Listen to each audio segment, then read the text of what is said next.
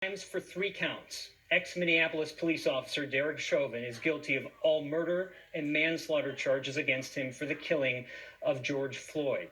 Judge Peter Cahill read the guilty verdicts this afternoon: second-degree murder, third-degree murder, second-degree manslaughter.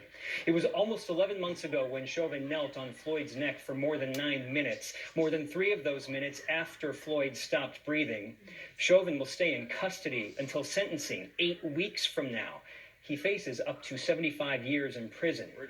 The protests in Colorado that resulted from the killing of George Floyd brought additional attention to the death of Elijah McClain in Aurora. It brought renewed attention to the in-custody Denver jail death of Michael Marshall in 2015. It led to the passage of a police accountability bill signed into law on Juneteenth. And tomorrow, debate will begin on modifying the law that hasn't yet fully been implemented.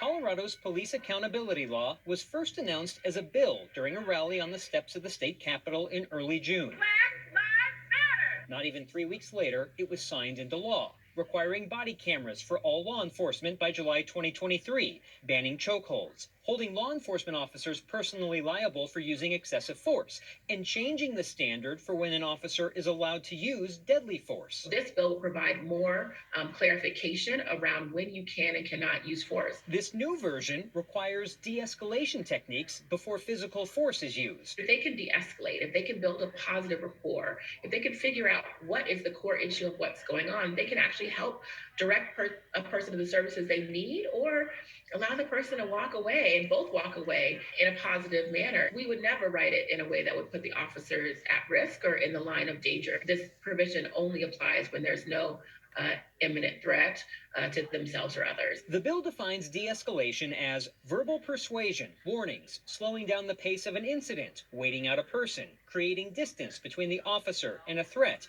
and requesting additional resources to resolve the incident, which could include mental health professionals. Unfortunately, that's what police officers are confronted with many times. Situations where there needs to be some exercise of control over the situation other than just a total retreat from the situation. Sometimes that's appropriate. Former CBI Director Ron Sloan is a legislative liaison for the Colorado Association of Chiefs of Police, working with lawmakers to provide